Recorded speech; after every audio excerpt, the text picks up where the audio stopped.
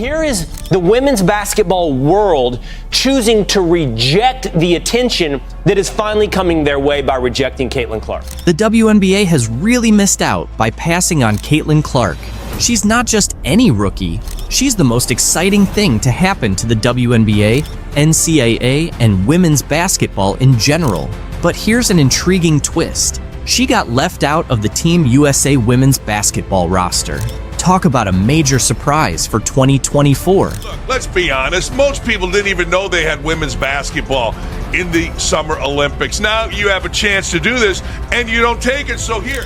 In basketball, having top-notch skills and fierce competitiveness can overshadow even the biggest teams worldwide, and Caitlin Clark embodies all of that. So, what could be behind Team USA's decision not to include the Indiana Star rookie? First, let's take a look at Clark's performance in her rookie year with the WNBA. Despite the Indiana Fever's 3-for-29 season, Clark shined individually, averaging 16.8 points, 6.3 assists, and 5.3 rebounds. Her performance and impact are unprecedented for a rookie in the WNBA. So why isn't she on the Team USA roster?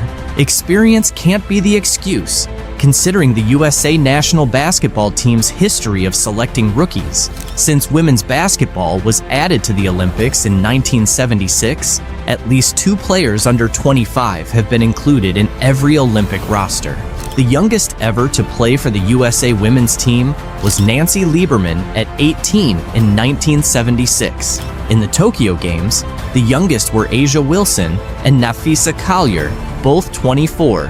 Additionally, there's a precedent for including the top WNBA draft pick in Olympic years, such as Diana Taurasi in 2004, Candace Parker in 2008, and Breanna Stewart in 2016. The U.S. team didn't include Ndamukadi Agwumaike in the lineup back in 2012, even though she was with Los Angeles and now Seattle. Now, Caitlin Clark finds herself in a similar situation. During her time at Iowa, Clark became the Division I career scoring leader for both men and women, finishing with 3,951 points. She also reached the national championship game in both her junior and senior years. Look, let's be honest, most people didn't even know they had women's basketball in the Summer Olympics. Now you have a chance to do this, and you don't take it, so here. However, selecting Clark would have meant more than just highlighting her story. It would have introduced Olympic viewers and readers, many of whom aren't avid sports fans or haven't seen a women's Olympic basketball game, to the entire U.S. team. If you hadn't seen Breanna Stewart in her previous Olympic appearances, you would have tuned in this summer because of Clark's star power. The same goes for Brittany Griner. If she's healthy, she won't be there, and thus, many fans won't follow, as they usually don't. Imagine the global interest Clark could have generated, with reporters and fans from around the world watching her make stunning plays and signing autographs. Little girls in Europe and Africa might have been just as captivated as those in the USA. It all comes down to USA Basketball, whose mission is to promote, grow, and elevate the game at all levels. Missing out on representing your country in the Olympics is undoubtedly disheartening, and Caitlin Clark likely felt that way when she learned she hadn't made the 12-player roster for the Paris Games. On Sunday, Caitlin Clark and Fever coach Christy Sides addressed the news for the first time since it was announced that the top overall pick didn't make Team USA's final roster for the 2024 Olympics in Paris next month. Clark maintained her usual calm demeanor when reacting to the news, but Sides revealed her star's immediate response. Clark got the call while on the bus and texted Sides to share the news. Sides tried to keep her spirits up, and Clark's reaction was, "Hey coach, they woke a monster," which Sides found impressive. Clark noted that the team's mix of talent and experience, none of the players being younger than 26, was a key factor in her not making the roster. Despite this, Clark expressed enthusiasm for the players who did make the team. She said, "I'm excited for the girls on the team. I know it's the most competitive team in the world, and it could have gone either way, with me being on the team or not. I'll be rooting for them to win gold. Watching the Olympics has always been a dream for me. and this just adds motivation. Hopefully, in 4 years, I can be there. Clark was invited to the most recent training camp in April, which would have been her first chance to work with the senior national team, but she couldn't attend due to the Final Four. Nonetheless, she gave herself a strong chance with a standout rookie season. However, she has faced challenges with the physicality of the game and leads the league in turnovers, averaging 5.6 per game. These issues, along with the talent and experience of the players ahead of her, seem to be the reasons she didn't make the final roster. According to Christine Brennan of USA Today, Team USA veterans were concerned about how Clark's large fan base might react if she were chosen, but received limited playing time. Clark didn't go into details about the decision, but mentioned that USA Basketball called her to deliver the news before it was publicly leaked on social media. On the bright side, Clark will finally get a break when the WNBA takes a pause for the Olympics. She's been playing almost non-stop since her senior season at Iowa started in October. Once the Fever finish their pre-Olympic schedule on July 17th, they won't play again until August 16th. "I'm really looking forward to a break," Clark said. "I've loved every second of competing, but it will be great to rest, get healthy, and take a bit of time away from basketball. It'll be nice to find some peace and quiet for myself." There's a slight chance Clark could still join the team as an injury replacement. Notably, Chelsea Gray, who was selected, hasn't played in 8 months due to a foot injury, and it's unclear when she'll return. As one of the top playmakers, Clark could be next in line if Gray isn't back in time. However, Clark is focusing on the Fever and their effort to climb out of the 11th seed. "If USA Basketball needs something, I have a good relationship with them, but the 12 players they've selected are really great," Clark said. "I think they're in good hands. Cheryl Reeve is a great coach, and the selection committee did a really good job." Some media personalities suggest that not making Team USA could turn out to be a blessing in disguise for Clark. Jamel Hill, formerly of ESPN, suggested that not competing for the gold medal might actually be beneficial for Clark. In just a few weeks, Clark transitioned from college basketball to becoming a professional and dealing with a demanding schedule. A multi-week break could be just what she needs, Hill mentioned in an X post. Clark had almost no offseason. Her college career ended on April 7th after a long 6-month season, and just a week later, she was the first overall pick in the WNBA draft by the Indiana Fever. She started practicing almost immediately, with the Fever's preseason beginning 11 days before the WNBA season kicked off on May 14th. The WNBA season will take a nearly month-long break for the Olympics, with the Fever off from July 18th to August 15th. This will be the longest gap between games for Clark. There are unlucky moments in the NBA, and then there are even worse ones, like missing a game-winning shot by just an inch or celebrating a bit too early.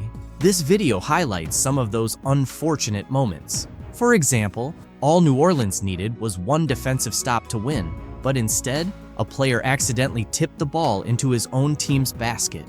Incredible. That might be one of the most unbelievable things I've seen. Goran Dragic was on defense when the ball took an unfortunate bounce. Step forward. Oh my goodness. Oh my goodness. This fan decided to propose to his girlfriend in front of thousands of people, but things didn't go as planned. First, she tried to lean in and tell him it wasn't the right time. Then she just ran off, leaving the poor guy on center court doing the walk of shame with a mascot. If that's not unlucky, I don't know what is. And even Michael Jordan, the GOAT who rarely makes mistakes, has had his share of bad luck, like the time he went for a layup and the ball got stuck. Oh, look at this. In this play, not only does Steven Adams get scored on by the player he was guarding, but the ball also ended up in the most unfortunate spot after going in. Luckily, it didn't cost him the game, because with just 1 second left and the Heat down by 3, Bam Adebayo got the ball and tossed up a prayer. There's the miss. Oh, Adebayo. wow. Holy cow. Wow. That ball was just inches away from being the luckiest shot ever, But Glenn Davis was inches away from seriously hurting someone. He chased after a loose ball and ended up crashing into some fans. Imagine paying a ton of money for those seats, only to get flattened by a 300-pound player. Now, that's unlucky, but some fans have it even worse. Like this girl who bought courtside seats only to find herself sitting behind the tallest guy in the league, 7'6" Taco Fall. Seriously, either get her a booster seat or give her a refund. This is ridiculous. And speaking of ridiculous, James Harden once made a dunk that the refs didn't even count. Oh, he missed it! No, that was good. As the game was winding down, the Hawks needed a bucket to secure the win. But when Trae Young went to score, the ball got stuck on the rim. His teammates couldn't believe it. And speaking of disbelief, you won't believe what a referee did to Steph Curry. It was a perfect pass if the target was his face. Then there's Kemba Walker, who pulled up from 3 and started celebrating a bit too early. Honestly, I would have been dancing too. It looked like it was going in, and I could have sworn Baron Davis won the game for the Hornets with a buzzer-beating 3, but the refs ended up calling it off. Davis at the buzzer! No, yes, no! It's waved off! Bernie Fryer says no, it will not count! That ref must have been watching a completely different game because that shot should have counted. And speaking of shots that should have counted for something, this next one really should have. A fan had the chance to win 6 months of rent paid, and then this happened. 3, 2, 1.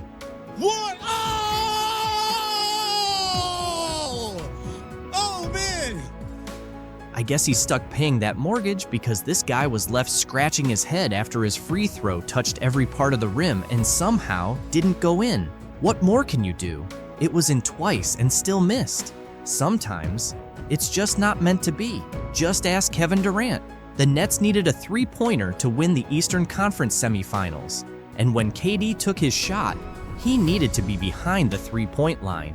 But instead, he stepped on it. So instead of winning the game, Brooklyn tied it and sent it to overtime, where they ended up losing. They were one pinky toe away from winning the series. That's a total bummer.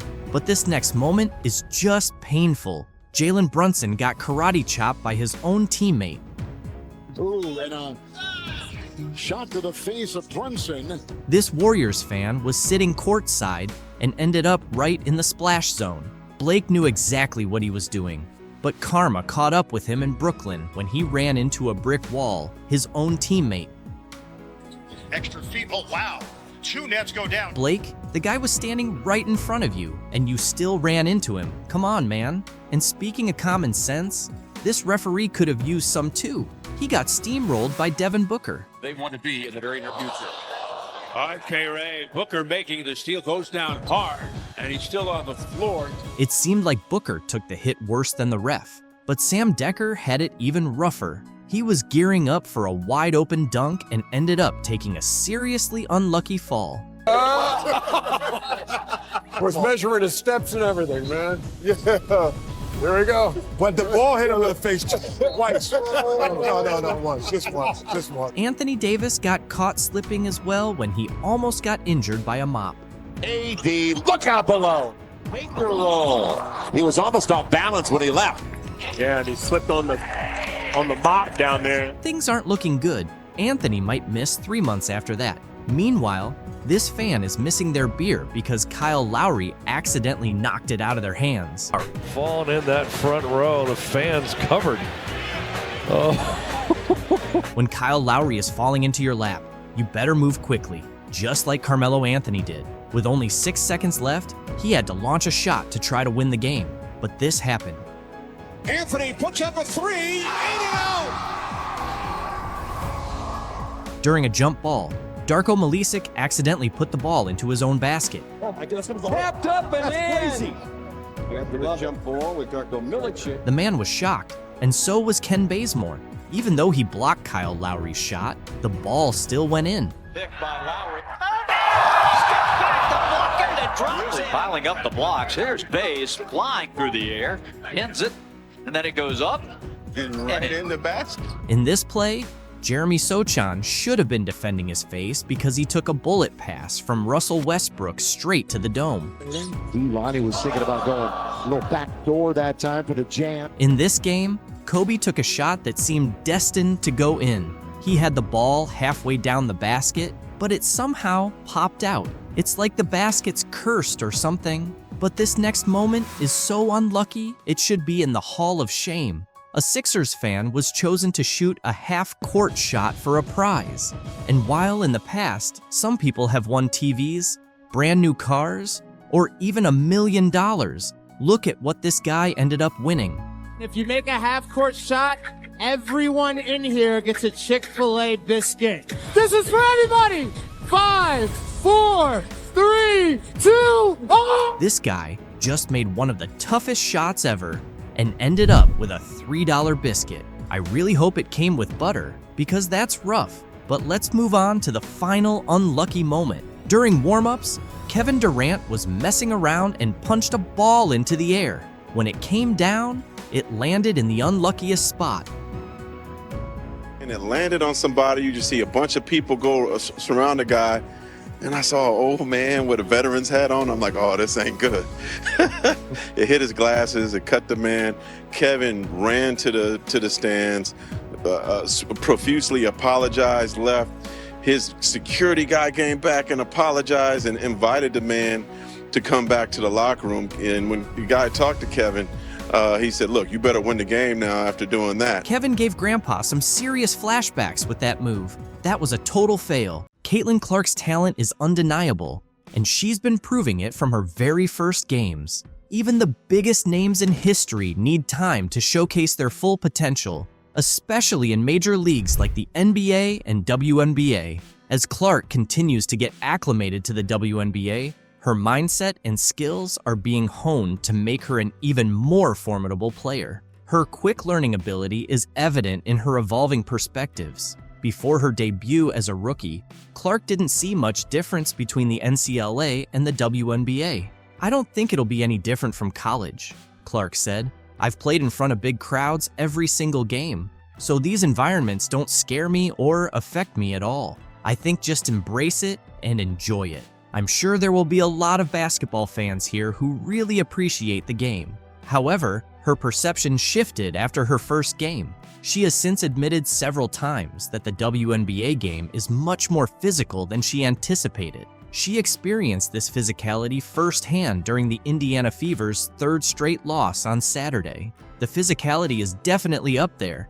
I'm easily pushed off screens, Clark told reporters. The game seems a little fast for me right now, but the more I play and the more comfortable I get, it's going to slow down a bit. It'll be easier for me to make reads and see things develop. Clark is quickly adapting to the game, showing significant improvement with each match. On Monday, the Fever nearly secured a win, but narrowly lost 88-84 to the Connecticut Sun. Clark scored 17 points, hitting 5 of 11 shots, and making all 4 free throws. Despite injuring her ankle, she played for 27 minutes, adding 5 assists, 3 rebounds, and 5 turnovers. Although the Fever lost, the game was a clear sign of their progress. Veteran guard Kelsey Mitchell, who started the season with an ankle injury, has been regaining her form, which has benefited Clark. In the final moments of Monday's game, Clark played a key role,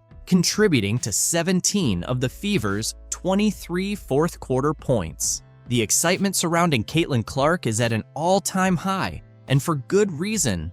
Some frustrated fans have even edited the Wikipedia page of Indiana head coach Christy Sitz following Clark's first 2 WNBA preseason games. Clark played in 2 preseason matches for the Fever, but has not yet participated in a regular season game. Fans are already expressing their dissatisfaction with side's management of Clark, who is expected to be a key player in the WNBA. Clark had a strong preseason debut against the Dallas Wings, but shot 4 for 12 in last Thursday's game against the Atlanta Dream. Sides commented on Clark's performance, saying, I think she's used to some shots that she's taken in the last few years that are just those shots she's going to get open looks. She's got to figure it out. I gave her a rule the other day. She has 0.5 seconds to make a decision. Christy Sides also talked about Clark needing to change some habits. When she gets off the ball and hits someone in the high post, she tends to hang out and dance around. That's something she's used to doing, and it's a habit we need to break. One of Clark's upset fans even accused Sides of trying to undermine Clark's game, editing Sides' Wikipedia page to claim she's the only coach capable of damaging what the WNBA aims to achieve with Clark.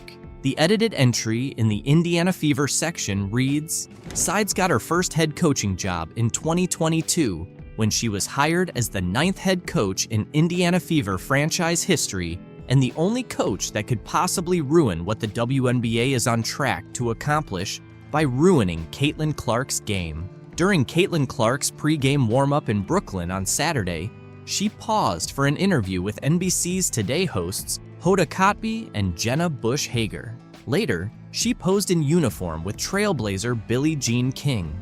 In between, Clark played a game, scoring a career-high 22 points with 8 assists and 6 rebounds. Notable figures like Jason Sudeikis, Megan Rapinoe, Sue Bird, and Dawn Staley watched as she dominated the court. Clark's first week in the WNBA highlighted both her star power and the challenges of transitioning from college to the pros. She debuted in Connecticut and Indianapolis, and following her first game in New York City, she received mixed reactions. Fans eagerly awaited wearing number 22 shirts and holding signs, and Clark tried to accommodate as many selfie and autograph requests as possible. Caitlin acknowledged that she needs to handle physicality better, be more decisive in navigating screens, and develop more chemistry with Indiana's posts. She assisted last year's Rookie of the Year, Aaliyah Boston, on 4 of Boston's 12 field goals in 2023. Indiana guard Erica Wheeler assisted Boston on 24% of her field goals,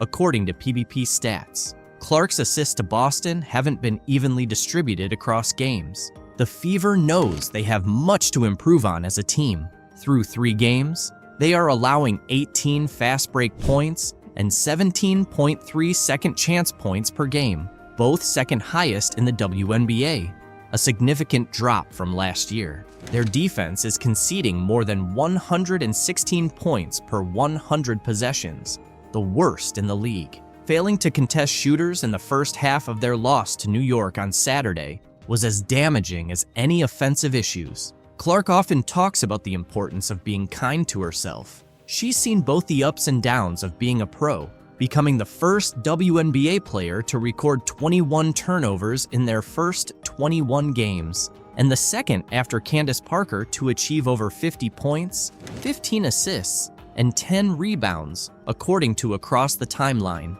I know people expect me to do amazing things, but it might take some time, she said on Tuesday. On Saturday, she added, I think the more we play together, the better our chemistry will be. Despite the Fever's 0-3 start, Coach Christy Sides noted progress. The team faced tough losses, including a 21-point defeat to Connecticut and a 36-point blowout on Thursday. Before Saturday's game, Sides stressed the need to compete and asked her team to understand what that looks and feels like. The 11-point loss to New York showed more of the fight Sides wanted. We couldn't figure that out the other night, and that was so frustrating, Sides said. Now we kind of have an idea of where we are. The Fever are a young team with potential, competing against some of the WNBA's best. This is going to take a little time, All-Star guard Kelsey Mitchell said on Saturday. Mitchell, recovering from an ankle injury, came off the bench in Indiana's first 2 games. Playing against the best of the best is the only way we're going to get better. During one sequence in the second quarter on Saturday, Clark missed a deep 3-pointer, giving the ball back to Liberty. On New York's next offensive possession, Ionescu faked a pass, then nailed a 3 while Clark failed to contest. Running back on defense, Ionescu shrugged as if to say Clark shouldn't have left her open. She never stops moving, Clark said of Ionescu. She's always on the move, always got a bounce in her feet, and I think that's something I can try to replicate in my game. Clark is getting used to her new pro routine. At Iowa, the Hawkeyes would sometimes show up 90 minutes before tip-off, warm up, and play. But for Tuesday's opener at Mohegan Sun Arena, she arrived more than 2 hours early. In the locker room, Clark ate a peanut butter and jelly sandwich and joked with Wheeler while getting a massage. She's not used to being at the gym this early, so I told her she needs to find things to do, whether that's stretching, watching film, or filling the time, Wheeler said. Clark hasn't had much downtime, as Indiana's opening stretch includes 7 games in 12 days, with matchups against the Sun, Seattle Storm, and Las Vegas Aces in the next week. When asked about her activities outside of basketball, Clark said, "I'm about to move into my apartment, so I'm moving out of the hotel. That's fun."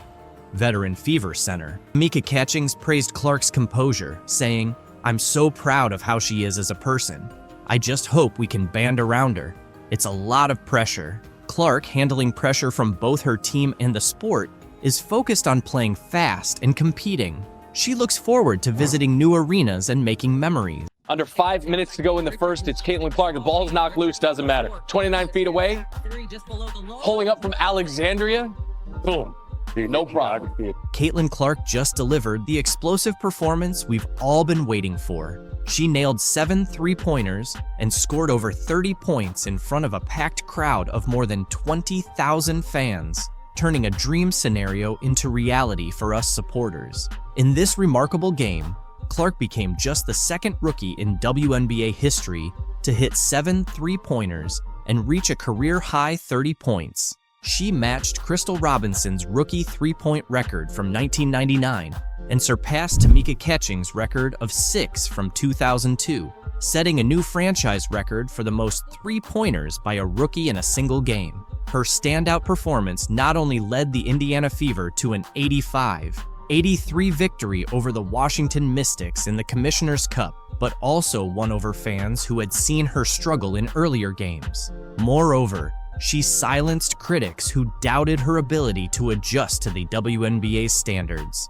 The game, which was moved to Capital One Arena to accommodate the high demand to see the top draft pick, saw Clark shine in front of a record-breaking crowd of 20,333. This was the largest attendance for a WNBA game since the 2007 finals and the second best performance since 1999. Clark also added 8 rebounds, 6 assists, and a career-high 4 steals to her impressive stats. At this time 1 week ago, we were gearing up for Caitlin Clark to go against Angel Reese for the first time in their WNBA careers. And by the time the Fever Sky game was over, the conversation had changed to Kennedy Carter's foul on Clark, a foul the WNBA would later upgrade to a flagrant foul 1 the very next day, and it was a foul that launched 1,000 takes. Caitlin Clark has made history as just the second rookie to score over 30 points, grab more than 5 rebounds, dish out over 5 assists, and hit more than 5 3-pointers in a single game. She also became the fastest WNBA player to reach 200 points and 75 assists, achieving this in just 12 games and surpassing Sue Bird's record of 14 games. "It felt great to shoot well. Even my misses felt close," Clark said after the game. "It was nice to have a night like this. Overall, we shot the ball really well. 16 made threes. I still see so many areas where I can improve, and I think that goes for our entire team." Clark is determined to maintain her high level of play, knowing she hasn't reached her peak yet. Her standout performance also led the Fever to deliver the Mystics their 11th consecutive loss, marking the worst start in the franchise's history. Kelsey Mitchell, Clark's backcourt partner, added 16 points, 4 assists, and 3 steals. Both Aaliyah Boston and Nalissa Smith contributed 10 points each. The team secured their second Commissioner's Cup win, moving to a 2-1 record in the competition. However, despite her impressive performance, Clark is still dealing with some rookie challenges, including leading the league in turnovers. She had 8 more turnovers in this game, bringing her season total to 67. Interestingly, she matched her career high of 30 points from May 28th against the Los Angeles Sparks. Along with her 6 assists, 8 rebounds, and 4 steals, she made 7 of 13 3-point attempts, tying a WNBA rookie record, and hit 5 consecutive shots from beyond the arc in the second half. Yeah, I think it's a process more than anything.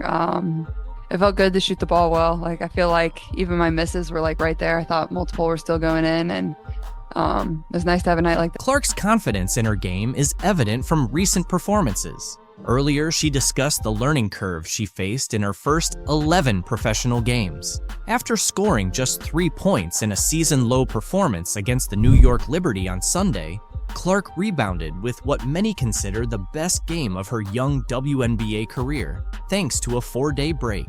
During this time off, Clark mentioned that the Fever took the opportunity to refine their set plays and practice against ball screen blitzes that had been challenging them. Against the Mystics, Clark found space to create off those screens, explaining, "As a shooter, once you see 1 or 2 shots go in, the basket just seems bigger and bigger." Indiana head coach Christy Sides noted that the strategy to get Clark more action off screens was deliberate, aiming to reduce her workload. "She started feeling it late, which is always a good sign," Sides said. Defensively, Clark made an impact with a steal under the Washington basket to ignite a transition bucket in the first half and added another steal shortly after.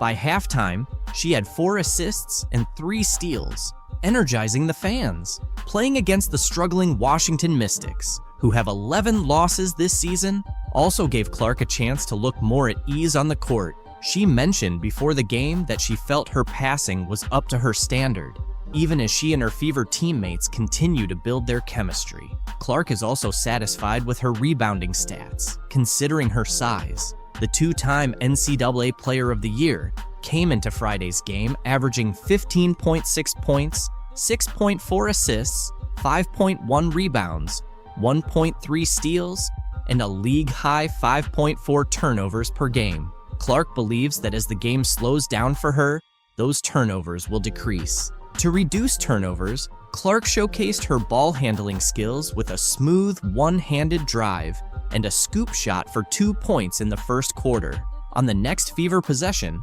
she demonstrated her court vision with a give and go with second-year forward and 2023 top draft pick, Aaliyah Boston. Despite this, some flaws in Clark's game from the first 6 weeks of her professional career were evident on Friday. In the first quarter, she was stripped by fellow rookie Julie Van Loo, who then hit a transition three-pointer before Clark could recover. Clark responded with a step-back three-pointer near the Mystics logo. With the Fever starting 3s in 9, Clark is gaining a clearer understanding of how much experience counts in the WNBA. She offered some realistic insights into her situation, noting, "If you're the #1 pick, you're probably going to a team that didn't have the best year before. It can be tough at times." One of the positives from the first 11 games has been the team's energy, which Clark says has remained consistent since their first game. Recently, Clark has been more in the media spotlight, particularly after taking hard fouls from the Chicago Sky's Chennedy Carter, which the league later upgraded to a flagrant foul. Clark addressed the controversy before Friday's game and stated she wasn't seeking an apology from Carter. While Carter faced criticism from fans upon the Sky's arrival in DC, Clark's performance highlighted her resilience and ability to rise above the situation. And she's having a tremendous season. She's played great basketball in my eyes, probably in first place for 6th player of the year. And, it's just basketball at the end of the day. There's no grudges. There's nothing like that. It's a sport. It's competitive. It's not going to be nice all the time. That's not what basketball is. And I think people that play that at the highest level understand that. Clark acknowledged that she was fully aware of the physical challenges she would face in the WNBA. "Maybe some people didn't understand the circumstances," she said. Clark continued, "You're starting a new chapter and a new phase of your career as a professional athlete. It's not going to click overnight. That's just not how it works." Clark has been emphasizing this since the beginning of her WNBA career, but both she and her fans are well aware of her exceptional talent and quick learning abilities. She plays in front of sold-out crowds in large arenas, and the excitement only seems to grow with each game.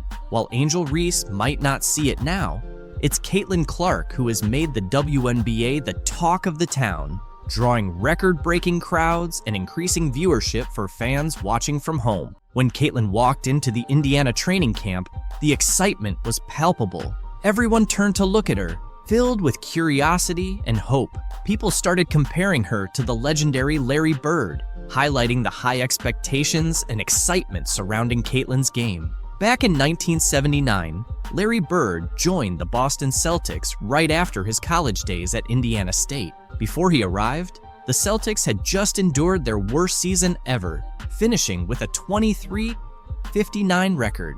But Bird's rookie season sparked a dramatic turnaround, with the Celtics achieving a 61-21 record and clinching the Atlantic Division title. This phenomenon became known as the Larry Bird effect. Could Caitlin Clark bring about a similar change for the Fever as Bird did for the Celtics? Last year, the Fever finished with a 13-27 record, and the year before, they had the worst record in the WNBA at 5-31. The potential for transformation is clear. Just as Bird took the Celtics from their worst season to division champions, Clark has the chance to revitalize the Fever. If she can replicate Bird's impact, she might lead the Fever back to playoff contention, something they haven't seen since Tamika Catching's last season in 2016. That's new to me. I think no matter what is going to happen, there's always going to be expectations and pressure on my shoulders and pressure on this team to be really good, and that's how you want it. That's exactly, we wouldn't want anything else. The excitement was palpable as the Indiana Fever kicked off their 2024 training camp at Gainbridge Fieldhouse. The familiar sounds of sneakers on the court, swishing nets, and teammates communicating filled Salesforce Court as the Fever returned for their first day of on-court action. Most of the team was there, including stars like Caitlin Clark and Aaliyah Boston, ready for an intense 2-day training camp. Head coach Christy Sides and her coaching staff wasted no time putting the players through their paces, evaluating their skills and chemistry. For Clark, this was her first official practice as a professional player, and she didn't disappoint. She showed the same talent and determination that earned her accolades in college, eager to make her mark in the WNBA. Despite the challenges and whirlwind of recent months, Clark was grateful for the opportunity to be back on the court with her teammates. I say I'm a pro by any means, but it's been fun. I think it definitely has a big city feel, but at the same time, it feels small and it's easy to get around. I mean, I'm staying mostly in downtown Indianapolis. I'm not driving everywhere yet. As the Fever geared up for their preseason games, Clark felt the pressure and excitement of playing at the professional level. She seemed ready to see what the team could achieve, confident in their abilities. Caitlin Clark is set to make her WNBA debut with the Fever in the 3rd week of May, but she wants to remind everyone that she's human, not a magician. As the top pick in a highly anticipated WNBA draft class,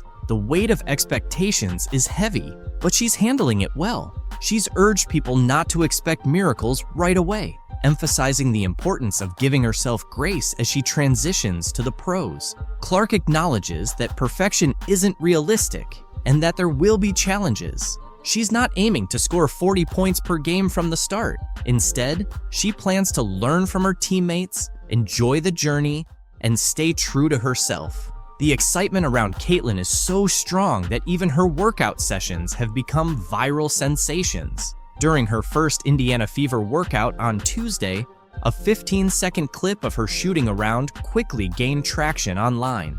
As the #1 pick in the recent WNBA draft, Clark showed her skills by going a perfect 5 for 5 in the video. This impressive performance follows her remarkable college career, where she became the NCAA's all-time leading scorer with 3,951 points at Iowa. Fever's training camp has captivated fans more than ever. During a scrimmage, Caitlin impressed everyone by dribbling past a male player and nailing a three-pointer. A fan posted a video of the play online, dubbing it, "Caitlin Clark broke his ankle." Due to how she faked out her opponent, teammate Erica Wheeler cheered her on with a playful "bye-bye boy" as the guy tried to keep up and nearly twisted his ankle. Dick's Sporting Goods even chimed in on social media, praising Erica for her support. Erica, who has been playing in the WNBA for 9 years, has been a big fan of Clark's from day one. Despite being a star and the top pick by the Fever from Iowa, Clark is still considered a rookie.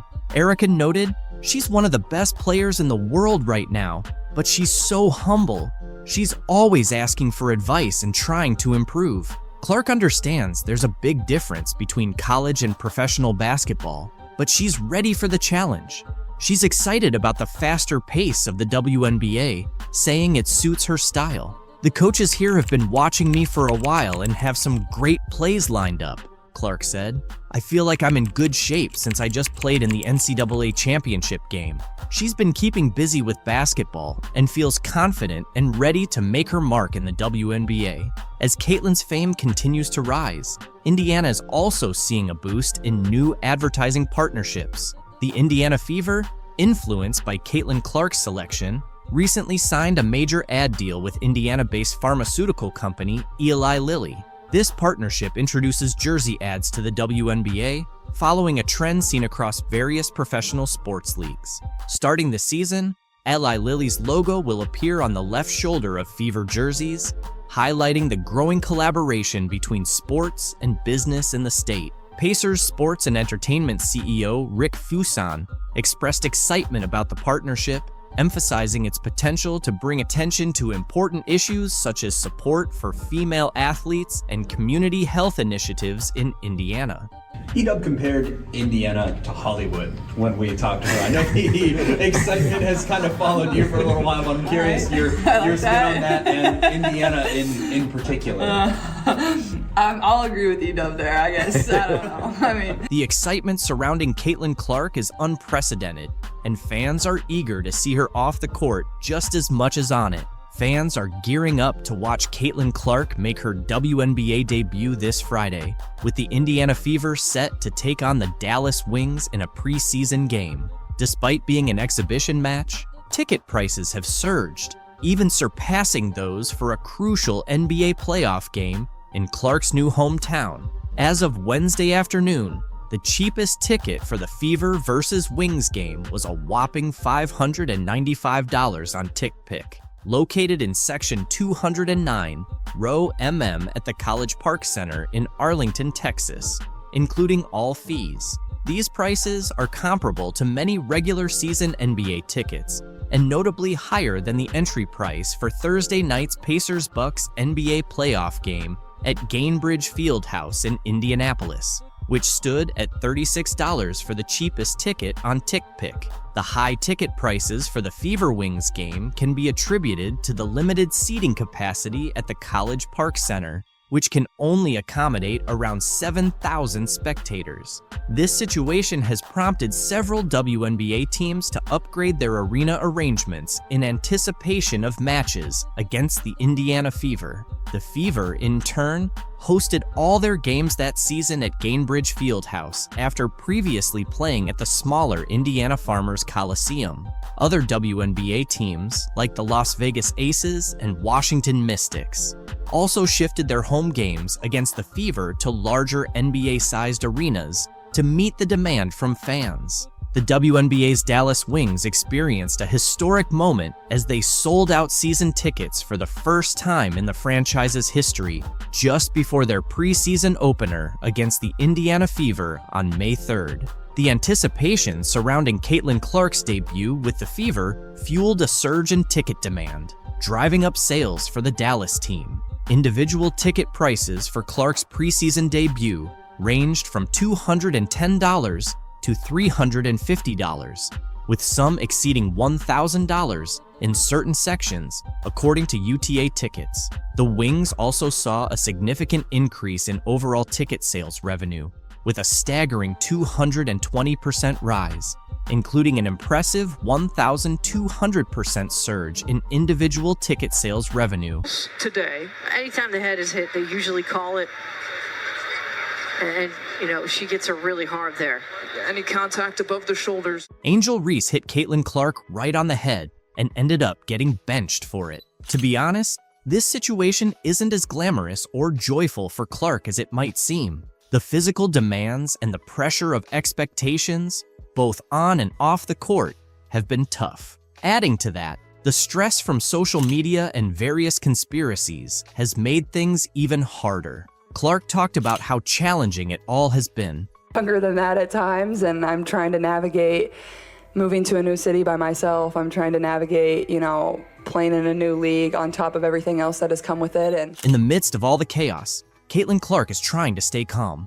It's definitely not easy or delightful. The world keeps pulling her into the whirlwind. Over just a few years in the spotlight, Clark's story has evolved from a fun narrative about a record-breaking college basketball scorer who brought new attention to women's basketball, to discussions about race, sexuality, fame, money, and opportunity. Then, it shifted back to concerns about her turnover numbers early in her first WNBA season. Clark highlighted the importance of focusing on mental health and emphasized that seeking help is crucial. "I can achieve everything in my life," she said.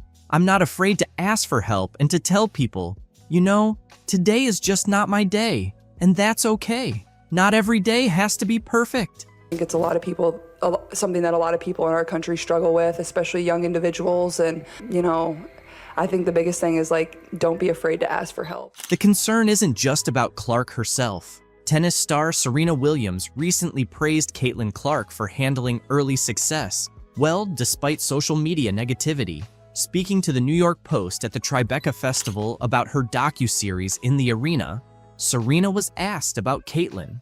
Serena responded, "I just love that she tries to stay grounded." She mentioned that Caitlin avoids looking at her social media. Sharing some advice with Caitlin, Serena said, "If people are negative, it's because they can't do what you do, basically, and hopefully she'll continue to do what she's doing." Relating to Clark's tough early career days, Serena Williams shared her own experiences with similar negativity as a young tennis star. "I was bullied," Serena said.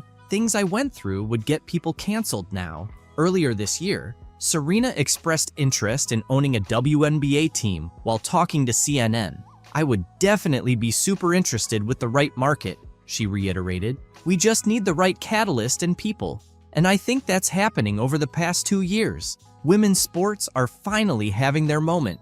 Big stars like Serena recognize Caitlin Clark's unprecedented rise to fame. She's one of the most popular athletes on the planet, and she hasn't even played her first WNBA game. In her first 14 games, Clark is on track to win Rookie of the Year, averaging 15.6 points on 36.7% shooting, 32.2% from three, 4.9 rebounds, and 6 assists. However, she's also facing intense physicality and committing a league-high 5.5 turnovers per game.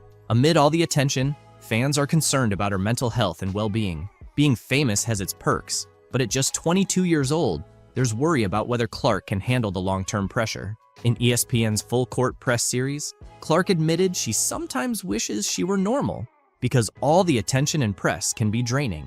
"There are days when you don't want to talk to everyone," Clark said, "but someone comes up to you, and this is their 10-second interaction with you, so you better smile and be kind. But sometimes, you just want to be normal." Despite the pressure, Caitlin Clark seems to be handling it well so far. But with her fame expected to rise, fans are concerned about her mental health. Life as a celebrity has its downsides, but the pros often make it worth it. At 22, Clark's exciting journey in the world of basketball and celebrity continues. The latest chapter took place on Sunday in front of a sold-out crowd at Gainbridge Fieldhouse in Indianapolis. There, she faced Angel Reese, a Chicago Sky rookie familiar with high-profile showdowns against Clark. They had a heated battle in the 2023 NCAA National Championship game, where Reese's LSU Tigers defeated Clark's Iowa Hawkeyes, famously mocking Clark's "you can't see me" hand motion. Clark and Iowa got their revenge when they knocked out Reese and LSU in this year's Elite Eight in April. Attendance and merchandise sales spiked, and everyone assumed the latest Clark-Reese game would set viewership records. "I think it's the emotion and passion we play with," Clark said. "That's something that wasn't always appreciated about women's sports. And it should be. It makes it fun. We're competitors. And that's how the game should be. It's going to get feisty and physical, but both teams are just trying to win." In their second professional meeting, the Fever earned a 91-83 win, with Clark delivering her best all-around performance of her 15-game career. She scored 23 points on 11 shots, adding 9 rebounds, 8 assists, and 2 blocked shots. In a dramatic turn, Reese hit Clark across the head, sending her to the floor as she attempted to block Clark's layup in the third quarter, earning Reese a flagrant foul. Clark's reaction was unexpectedly composed. "What's going through my mind is, I need to make these 2 free throws," she said. "That's all I'm thinking about. It's just part of basketball.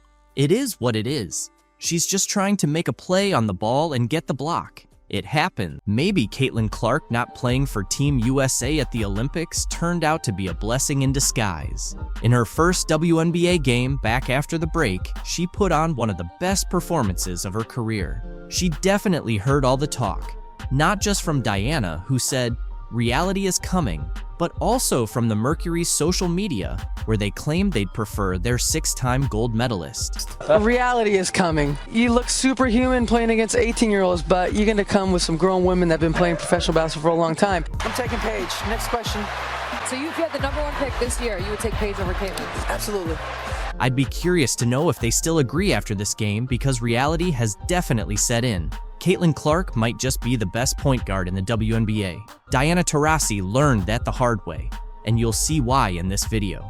Right from the first play, Aaliyah Boston shows she's in mid-season form, chasing down a missed 3 from Mitchell and putting up the first points for Indiana. On this next play, all 3 of the Fever's All-Stars get involved. Clark makes an entry pass to Boston in the post, who quickly scans over her left shoulder and delivers a perfect bounce pass to Mitchell, cutting across the baseline, who finishes with a smooth reverse layup. You can really see the chemistry between Clark and Boston here.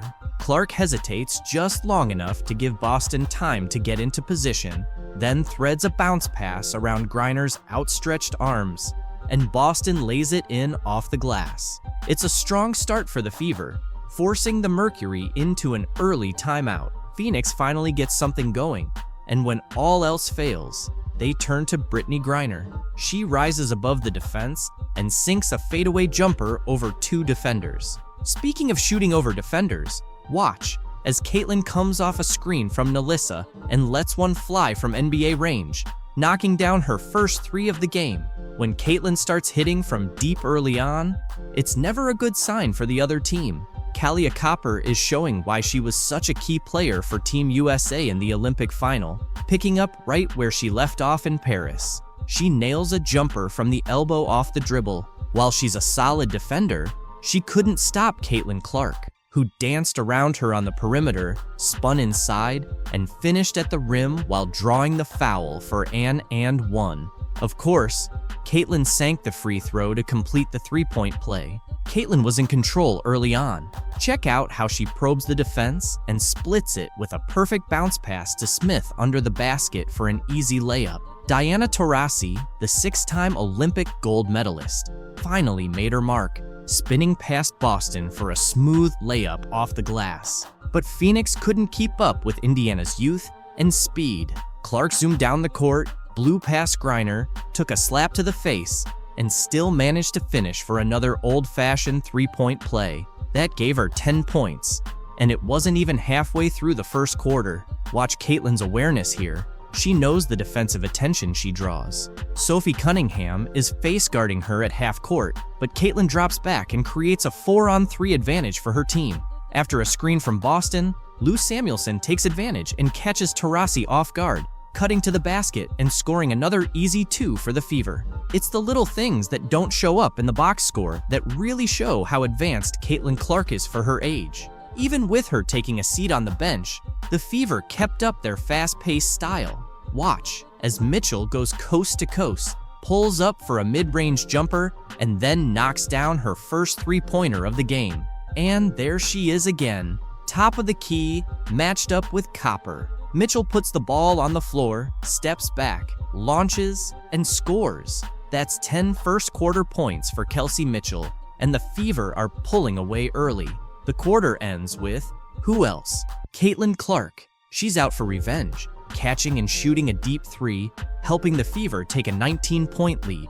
Clark finishes the first quarter with 13 points, hitting a mid-range shot at the buzzer, though her team still trails by 17 points. Caitlin's on fire, starting the second quarter just like she ended the first, with another 3 from the same spot. That's 3 triples already, bringing her up to 16 points. Absolutely unreal performance from the soon-to-be Rookie of the Year. With all her scoring, it's easy to forget she's also the WNBA's assist leader. Check out this bullet pass to Nelissa Smith in transition, who finishes through contact for an and one. The Fever now lead 41-18. This is turning into a blowout in Indianapolis, and it just gets worse for Phoenix. Clark doesn't let up, firing another pinpoint pass to Kelsey Mitchell for an easy layup. She could probably find a needle in a haystack with passes like this. It might be one of her best assists of the year, but honestly, she has so many of them, it's hard to keep count. Even Erica Wheeler is hitting threes in this game. The Fever's lead is now up to 28 points, and we're not even halfway through the second quarter. Finally, the Mercury gets something going, with 42-year-old Diana Taurasi coming off a screen to knock down a big three, cutting the lead to 25. Everyone's feasting in Indiana this game. Nelissa Smith, off a pass from Clark, muscles her way inside and makes a tough shot over Sophie Cunningham. That basket makes her the third Fever player to hit double digits. Actually, make that 4, as Erica Wheeler turns the corner and dishes it off to Boston at just the right moment, bringing her total to 10 points before halftime. Indiana is dominating Phoenix inside, with a 26, 2 points in the paint advantage. Credit the Fever's defense, but there's really no excuse for Phoenix, especially with the tallest player on the court. Quietly though, Phoenix starts to build some momentum. Natasha Cloud hits back-to-back threes, and then Diana Taurasi, this time from the corner, drains another, giving the Mercury 9 quick points. This little 11-2 run becomes important later. You'll see why if you stick around to watch the full game.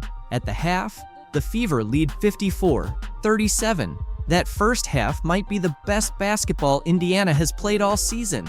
Everything we talked about, playing too slow, not playing to Caitlin's strengths, was the complete opposite today.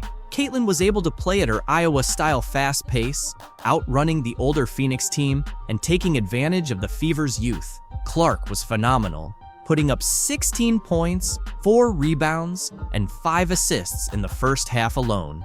Boston, Mitchell, and Smith all chipped in with over 10 points each. But it all started with Caitlin. She's the catalyst, getting everyone involved. And when her three-point shot is on, there's really no one in the WNBA who can stop her.